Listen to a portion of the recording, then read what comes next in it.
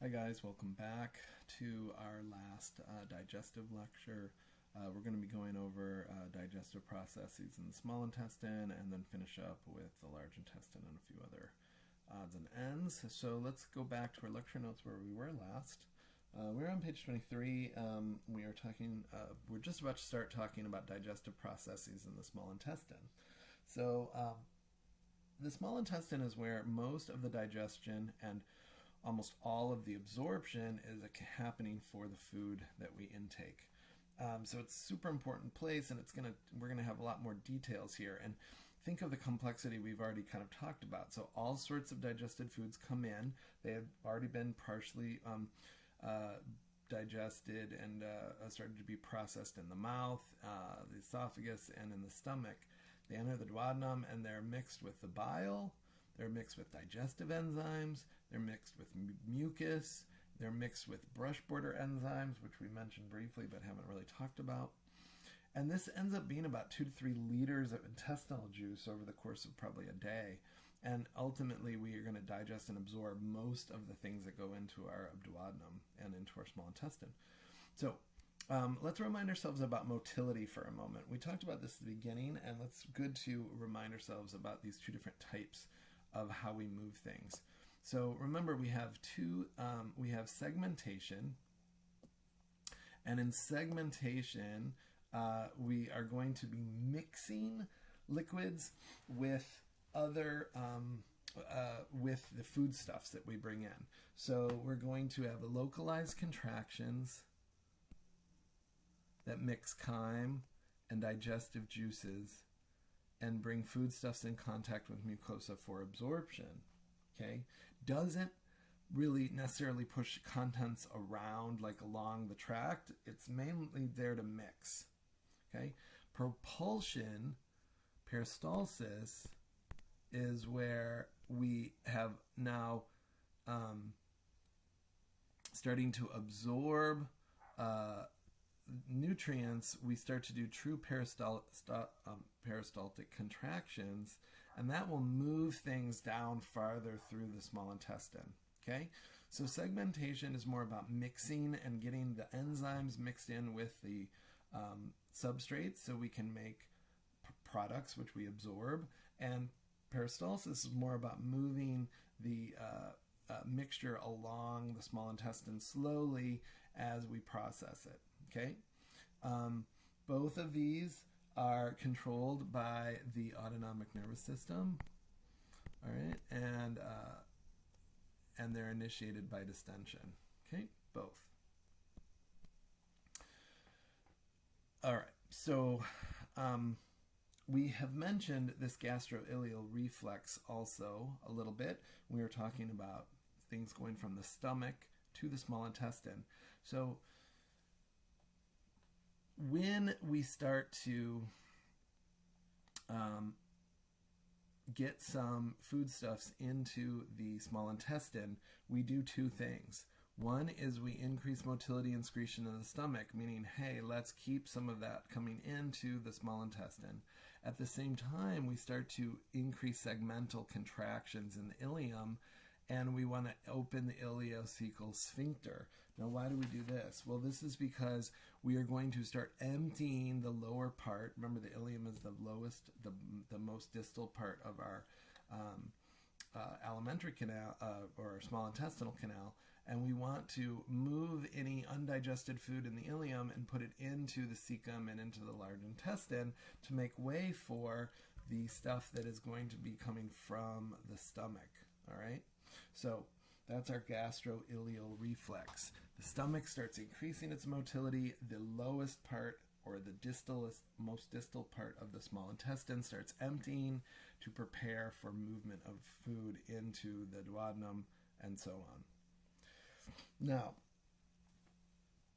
what kind of chemical digestion occurs in the small intestine? Well, bile. We talked about bile already. So let's remind ourselves about it here a little bit. Bile emulsifies fats,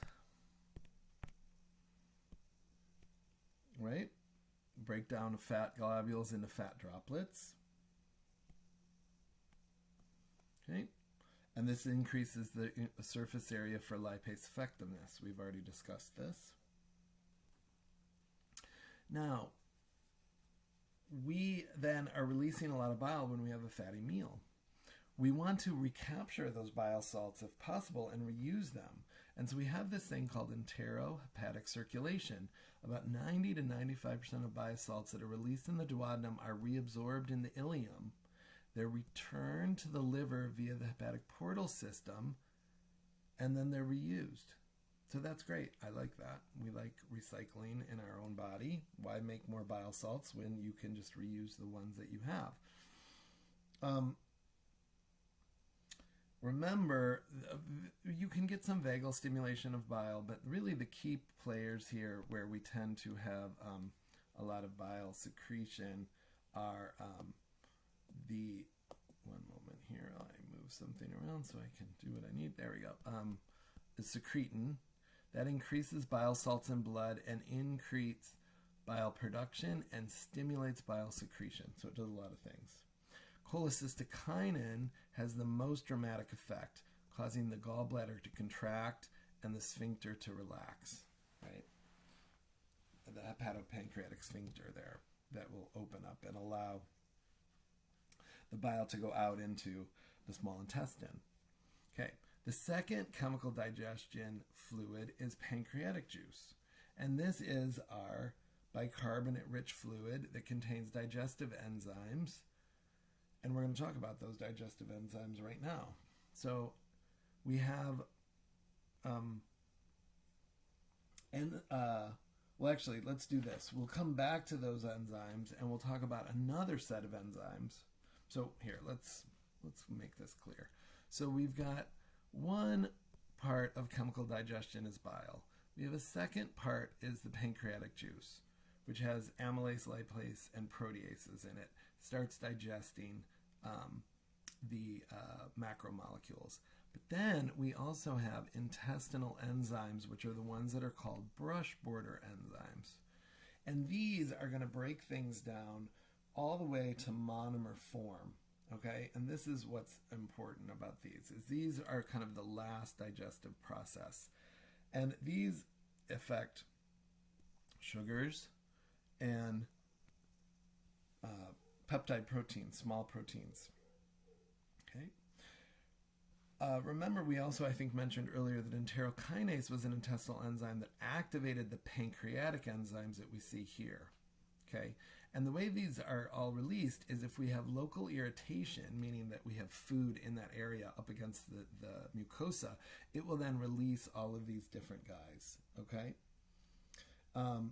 So this increase causes these to be released there.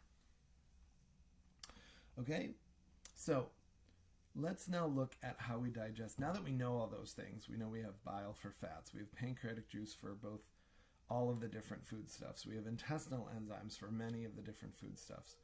Let's talk about how each food type is actually absorbed, broken down, and then absorbed into the body. All right, so and we'll do digestion first, and then on a future page we'll work on absorption. Okay, so carbohydrates. So remember, carbohydrates, the polymer of carbohydrates are starches, right? Or other long-chain carbohydrates. And these generally are reduced to maltose by the time they reach the small intestine. Okay, now what is maltose? Maltose is 2 glucose molecules. So we take long chains of starch, and remember, we started to break them down in the salivary amylase of our mouth. And we're breaking them down, and it's continuing to break down as we go through our esophagus, and then the upper part of our stomach, and then as it gets more acidic, that salivary amylase denatures, and what we have left by then is mostly maltose. And it says, if not, any starches that are remaining are acted upon by pancreatic amylase, which is this guy right there, okay? So that means that we're all the way down to disaccharide form, all right? Disaccharide form here. So we have sucrose, we have lactose, right? And sucrose and lactose can be ingested in disaccharide form. Okay, they can also be broken down by other enzymes, but what I'm trying to say is sucrose and lactose are ingested in disaccharide form, meaning that we take them in as sugar. Sucrose is table sugar, lactose is milk sugar. So they're already in disaccharide form. We still need to break them down into their monomers in order to absorb them, but we don't need to break them down anymore, initially at least. Okay, we'll come back to that in a minute. Now, the brush border enzymes are the ones that are going to actually break down these more. And there's a couple different kinds. So if we have any oligosaccharides, 2 to 8 monomers in size, we tend to get, we want to break those down into one of these 3 disaccharides, and we use dextranase and glucoamylase, okay? And these will all convert these guys into maltose, okay? So when we're finally done, we have these disaccharides: maltose, which we've broken down from other starches; sucrose, which we ingested as table sugar; lactose, which we ingested as milk sugar. So we already said that maltose is 2 glucose molecules, and you might remember that sucrose is a glucose and a fructose covalently bonded together, and lactose is a glucose and a galactose covalently bonded together. So these guys, then, we need to break down into their monomers so we can absorb them. So they're, right, here we go again. I hate when this happens. Weird stuff occurs for no reason. I don't know why. Thinks I wanted to type there. There we go. Let's see if this will work. Okay. And these are converted by enzymes, and those enzymes are below. So maltose, and they're so well named, maltose is converted into maltase. Maltose is converted into glucose and the 2 glucose molecules by maltase, the enzyme. Sucrose is converted into the glucose and fructose by sucrase. And lactose is converted into glucose and galactose by lactase. So the names of them are great because they tell you what they act on, what disaccharide they act on. Okay? So now, by the time we've done that, we now have all monomers: glucose, fructose, and galactose monomers. We can absorb those monomers into our bloodstream, and we'll talk about how we do that in just a minute. All right, now we have proteins next. Proteins, remember, they started, so chemical digestion of starch started in the mouth and continues down into the small intestine. Proteins, chemical digestion starts in the stomach, and it started with pepsin, right? There was, and that was activated by hydrochloric acid, and it produces peptides. Then we have these different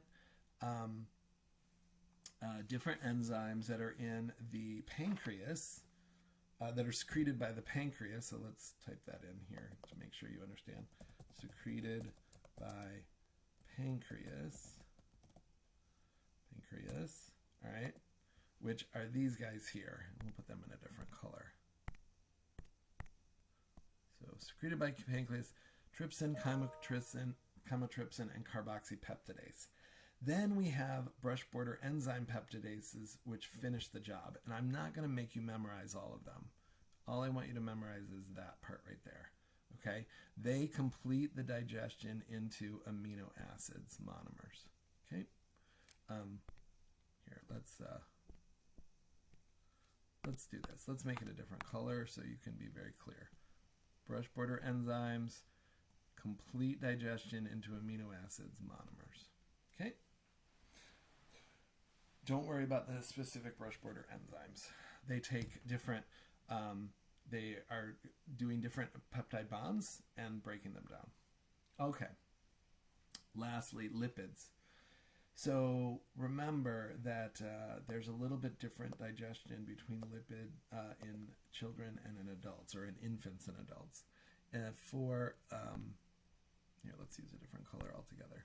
In adults, most all lipid digestion occurs in the small intestine, okay?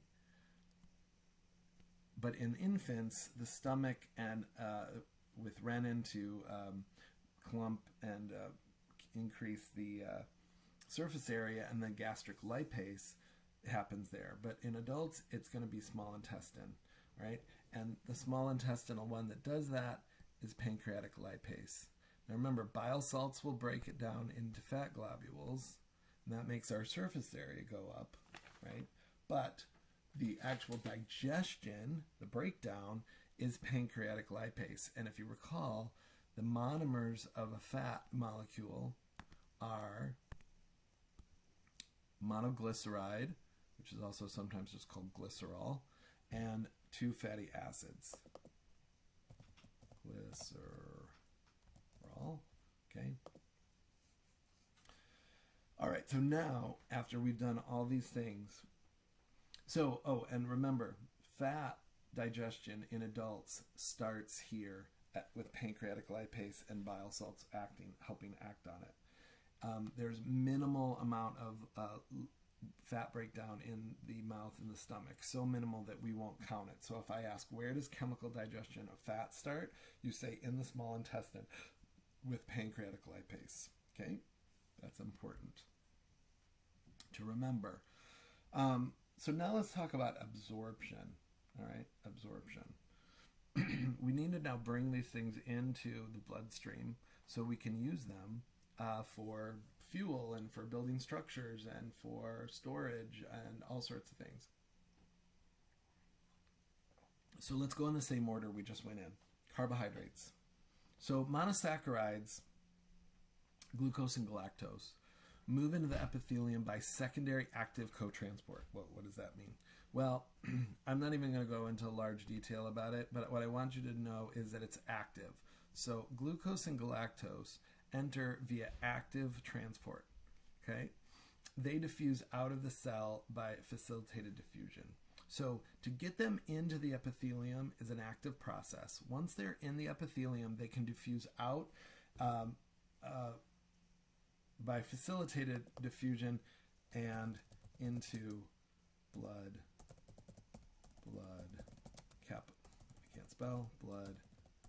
capillaries.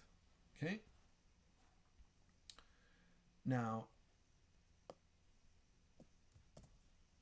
fructose or fructose, you're going to hear it as both. Fructose, high fructose corn syrup, or fructose. Probably fructose is the more correct pronunciation, but here in the U.S. that often you hear a lot of fructose. So fructose passively moves into the cell by facilitated diffusion, passively, and then it's converted to glucose, which is moved out of the cell through facilitated diffusion. So that's interesting to me because that tells me one thing about fructose that is a little different than these, which is no energy is needed to absorb fructose. We need to at least use some active transport for glucose and galactose.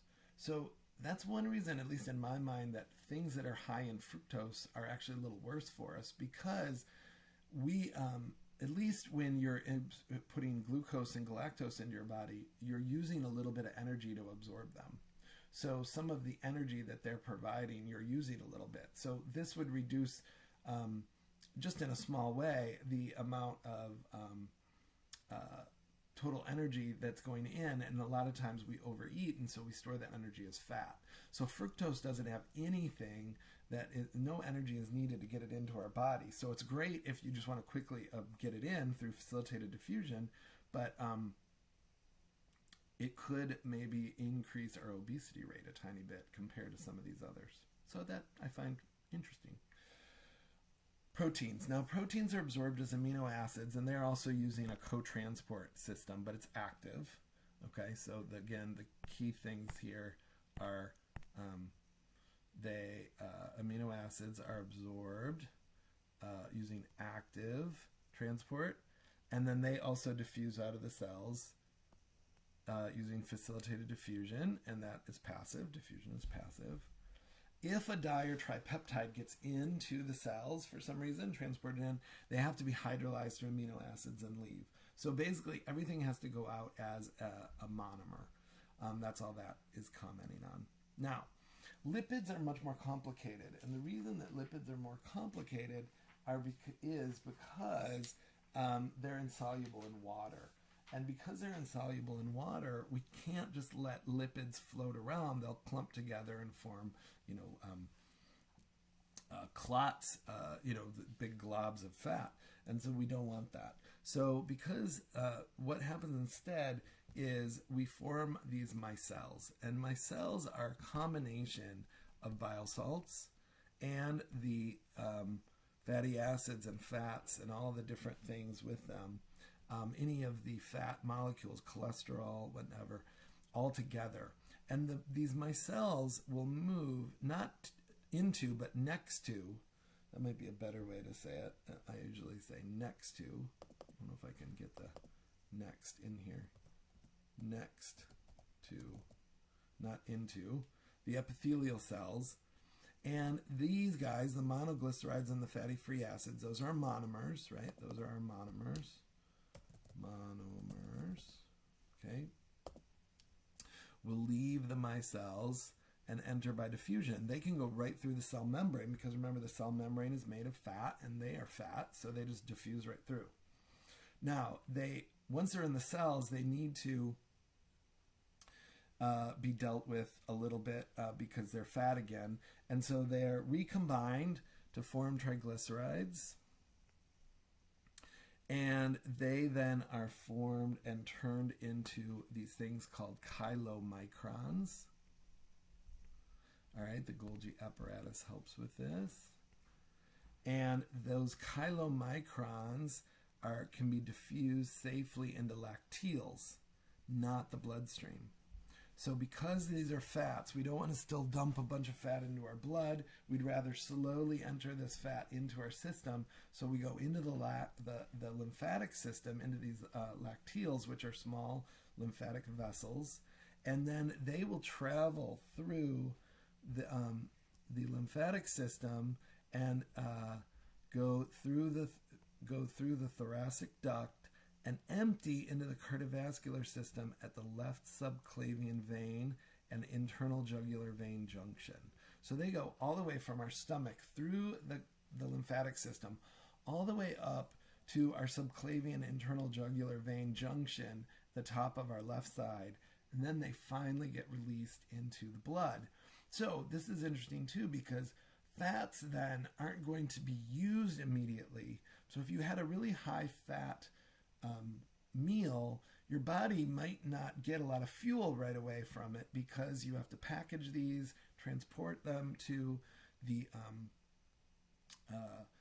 transport them through the lymphatic system, and then release them in the blood.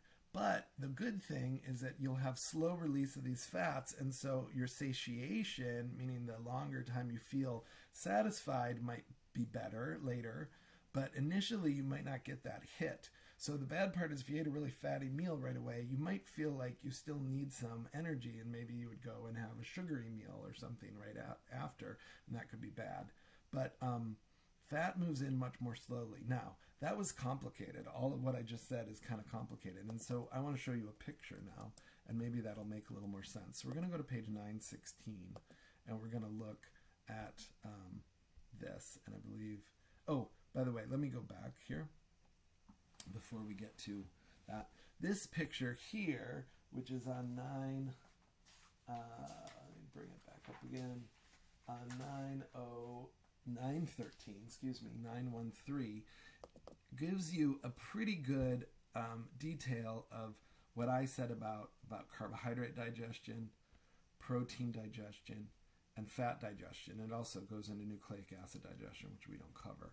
So the way we digest all of those are listed here. This is as much or more detail than you need, okay? Then we get into absorption, and you can read into the book how we do the absorption, and it talks about the things that I just talked about for the carbohydrates and for the proteins, and now I'm bringing up the fat one. So here's carbohydrates, and it goes into a lot of detail about the absorption. But remember, we said we have active co-transport here and then facilitated diffusion there. And we proteins, hopefully I didn't, proteins, it talks with the same thing there. And then for lipids, now this is the one that I want to spend a little time on and go over what we just talked about. So there's our fat globule. We ate some really fatty meal. We have bile salts that are released from our gallbladder, right? Concentrated bile salts from the gallbladder. They come in, they start to surround and make fat droplets.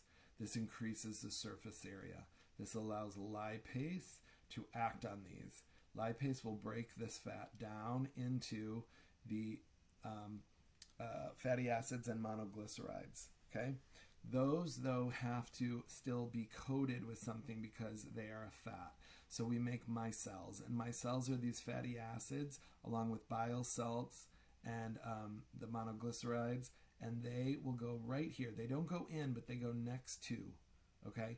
They allow then these to diffuse, the fatty acids and monoglycerides to diffuse in. The bile salts, remember, will get reabsorbed and processed separately through our liver.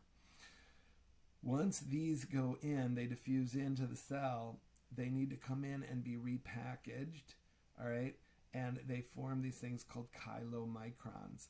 These are the chylomicrons here, and they get transported out, and they go into lacteals.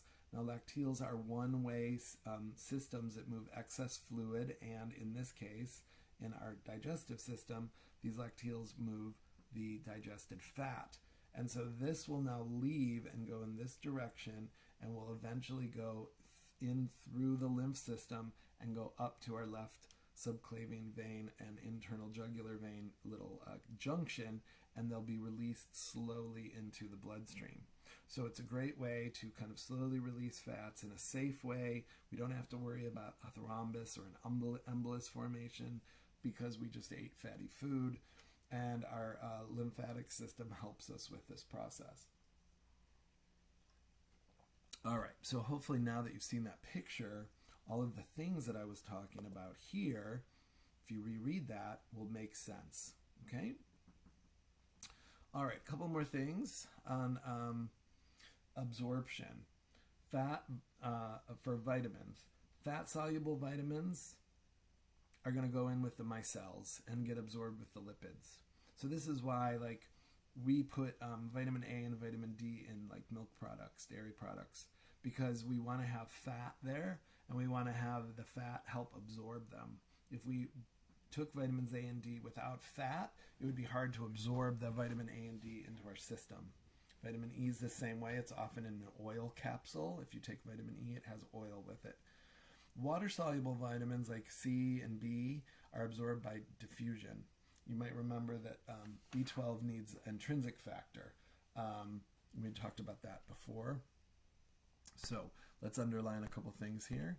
So fat-soluble vitamins associate with micelles, and they're absorbed with lipids. Water-soluble vitamins absorbed by diffusion, and B12 needs intrinsic factor, which we've already mentioned. Electrolytes, and these are things like sodium ions, chloride ions, potassium ions. They're small already, so they're absorbed in the small intestine and mostly components of all the different foods and secretions that we have. So they're easy. They are easily absorbed, and they just go in usually via diffusion. However, we can actively transport some of them. So sodium diffuses, all right, in and out, but it also can be actively transported. Potassium ions are moved simple diffusion.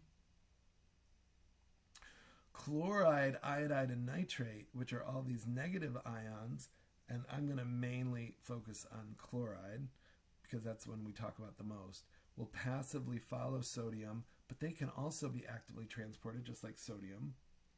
And then calcium, remember, it is actively transported, but, and we'll remind ourselves here, but is dependent on PTH and vitamin D activation to get really good absorption. Okay.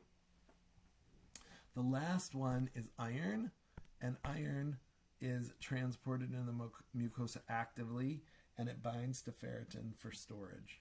Okay, so it can gets picked up by a protein and travels to the liver mainly for storage. Okay, the last thing we absorb is water. Now remember, we absorb a little bit of water in our stomach, but not very much. We absorb a lot more water in our small intestine. We absorb about 200 to 400 mils per hour of water, and it diffuses in both directions, meaning that usually if we had a lot of water in our lumen, it could diffuse, or in our small intestine, it could diffuse into the lumen, but almost always it goes from the lumen, from the alimentary canal, into our bloodstream. And this would depend, it would depend, though, which way it moves, depending on osmotic gradient. What are the osmotic pressures of water? We'll talk, kind of remember back to when we talked about some of those osmotic pressures in 232. We'll come back to that a little bit when we get to kidney. All right. So those are all the different digestions and all the different absorptions. Okay. So all we have to finish up on now really is large intestine. And large intestine's a lot easier to understand because the processes here are a lot simpler. So what do we want to talk about with the large intestine? Well, first off, this picture is on page 907.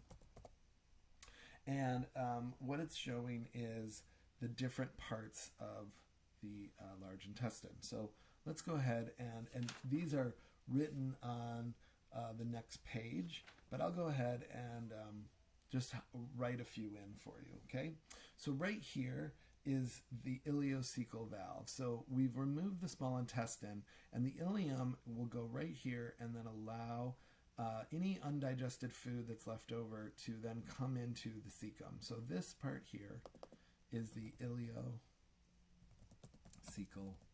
valve, right? And that means that, excuse me, let me move that down one line because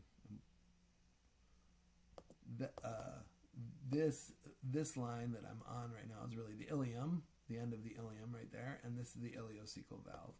And then down here we have the cecum. And the cecum is this blind-ended pouch. It kind of pouches this way and then goes in that direction. And then right off of the cecum is the appendix.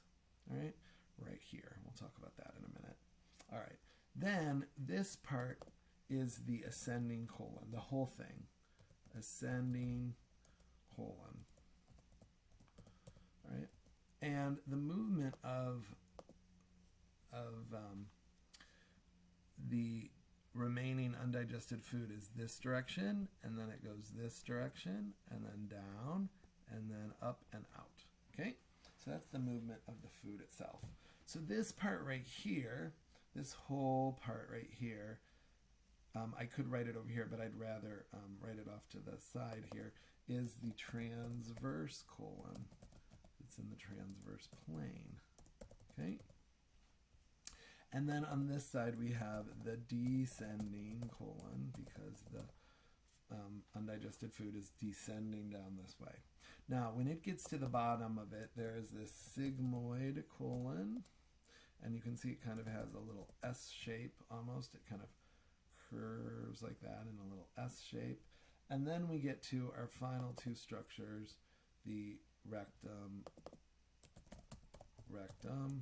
and the anus, right? So those are all the structures there, page 907. Now let's move on. It's about 5 feet long and about 2.5 inches in diameter, so a larger diameter than we see in the small intestine. It's attached to the posterior body wall by mesocolon, all right, like mesentery was attaching the small intestine, mesocolon attaches the large intestine. And we just talked about those 4 principal parts, the cecum, the different parts of the colon, the rectum, and the anal canal. And we've mentioned this, the ileocecal valve, the cecum, and then we have the appendix, blind-ended finger-like structure. All right, it's filled with lymphoid tissue and attached to the cecum. And this is important, and I'm going to just make a quick little note.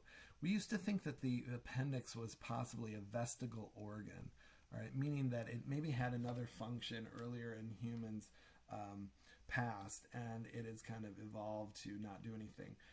Current research is making us think that the appendix actually does do something, and this lymphoid tissue might hint at it.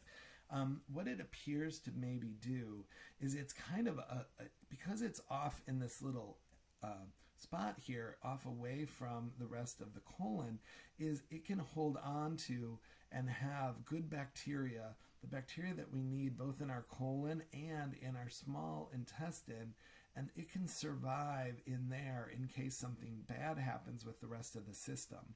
So what the researchers have looked at is when they apply antibiotics, like heavy antibiotics, say after surgery or something to make sure that someone doesn't get an infection, it destroys all of the flora in the small intestine and the large intestine, and a lot of bacteria die off.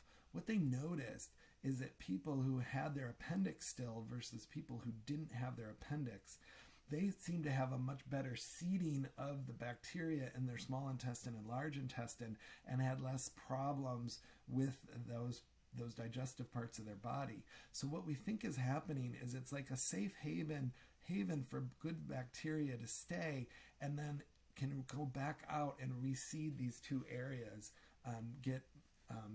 kind of quickly bring that good bacteria back to those areas. So the appendix probably does have a function currently, and that might be what it is. This kind of goes over the entire direction that we just talked about. And then we get to the rectum at the very end here. The final inch of the rectum is the anal canal. And the only thing that I really want to talk about here, and this is on page 907 also, this particular picture, page 907, is that here at the very end of the digestive system, the anal canal, we have anal columns and anal sinuses. And those columns are right here, anal columns, okay? These are longitudinal folds. See these folds that are inside? And then inside the recesses of those are called anal sinuses. And these sinuses are where mucus is being produced. So the anal columns are the folds. The sinuses are where mucus and also arteries and veins are located. And this helps allow fecal matter to leave the body. The mucus will, help lubricate. And the opening is the anus itself, obviously. And there are two sphincters. There's an internal sphincter, and this is smooth muscle and is in voluntary control. And then the external muscle is under voluntary control. So we'll talk about that in just a second on the next page, but I just wanted to note those there. And you can see them. I'll draw a little arrow to them if you want to know where they are in this diagram. So the internal involuntary one is here. This is the internal one. And then the external one, which is voluntary, are these muscles right there that are a little bit more superficial, more to the outside.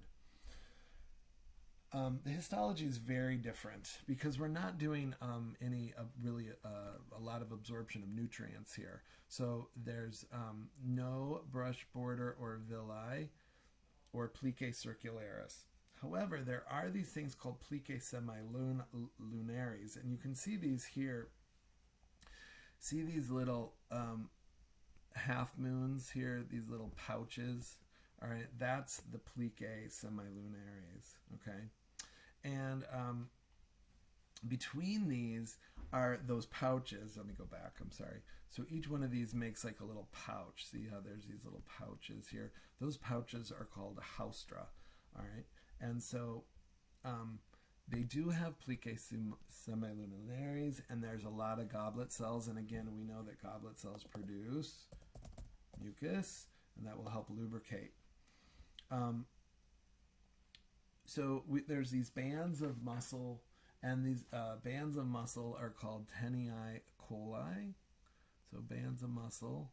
And when they contract, sometimes called T. coli, that's abbreviation, the colon is thrown into haustra or pouches, And as I was just drawing earlier, those pouches kind of look like this.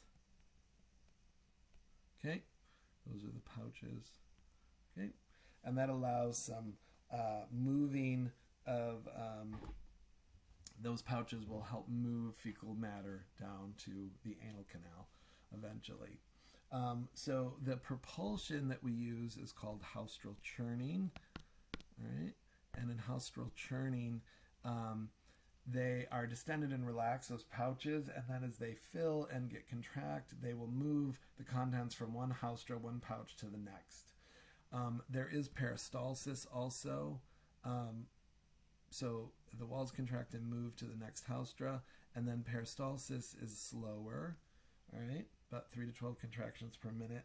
And then when we're going to have defecation, we have what's called mass peristalsis, and this starts up at the middle of the transverse colon and moves towards the rectum, and this usually is happening about 3 to 4 times per day, often either during meals or immediately following meals, because remember, we're trying to move out material from the lower small intestine and the large intestine, because you're putting new food into the stomach and the upper small intestine. So this is usually why at the end of a meal you often have to use the restroom to get rid of stuff from earlier in the day to make room for what you just ate. Okay, what do we absorb here? Well, basically not much. But we do absorb a lot of water, so we'll make the fecal matter less watery and more solid. Electrolytes will go out with that water, and actually vitamins K and B, which are made by the intestinal bacteria, also will get absorbed here. So it's one of the good things about that bacteria. It's helping make vitamins for us. And then we have very little absorption, not metabolism, that's wrong here. There's very little absorption of carbohydrates and amino acids. Almost to the point where I don't want to mention it, but I will. Absorption of carbohydrates and amino acids, okay? Very little, though. Almost all of that carbohydrate and amino acid absorption occurs in the small intestine. All right, last thing we're going to talk about, I guess there's one other thing on the next page, but the last main thing is defecation. Fecal matter is what we defecate. Semi-solid, undigested food, mucus, sloughed off epithelial cells from our lining, bacteria, water, and then there's one more thing. I don't know if you remember, that's something else we said left in fecal matter. And it's what that makes the fecal matter the brownish color that it is. And so we have bilirubin and stercobilin. Stercobilin.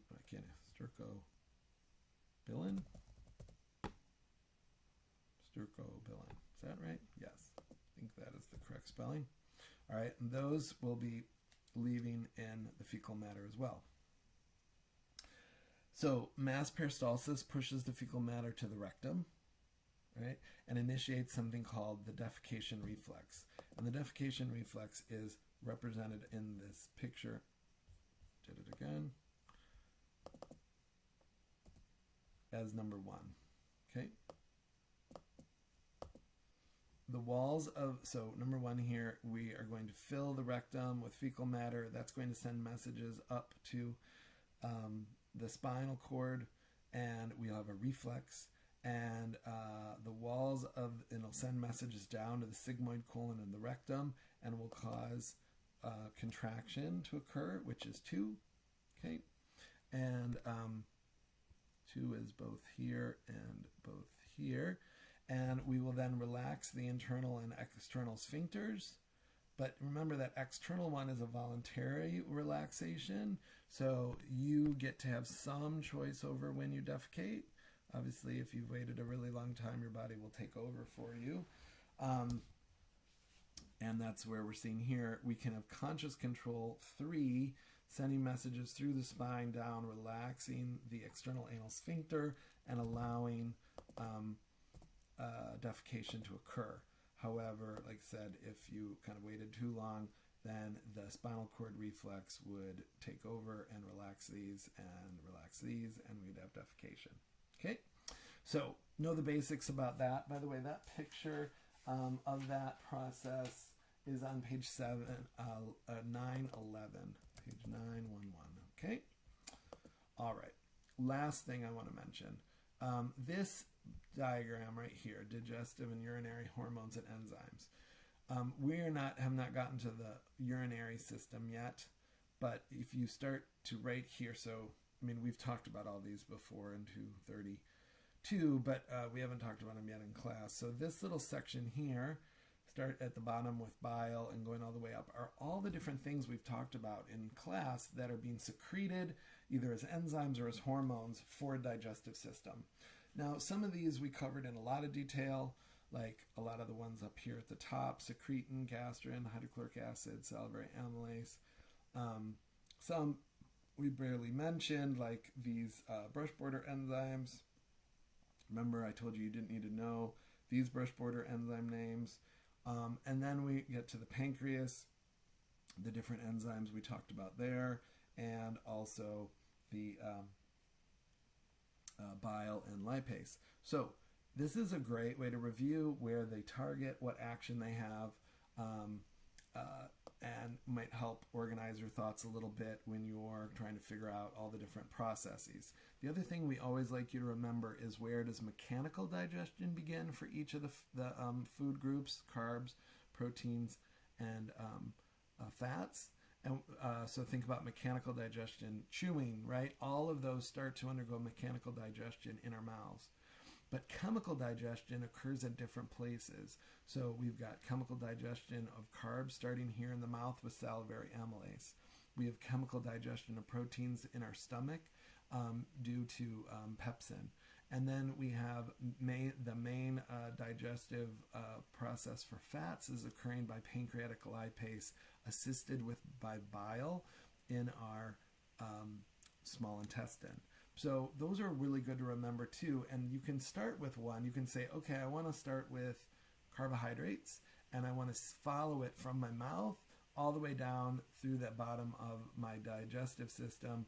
What's happening to those carbohydrates? And you can go through each step. What's happening in the mouth, what's happening in the esophagus and the stomach, what's happening in the small intestine, where are we absorbing them, how do we absorb them, so on and so forth. That's a great way to organize your thoughts. Take carbs as one, proteins as another, fats as another, and go all the way through. Okay? So as always, stop the video, rewind, relook at things, ask your instructors questions, use your book when you're unclear on concepts, and use those lecture notes to study, and we'll see you next time. Bye.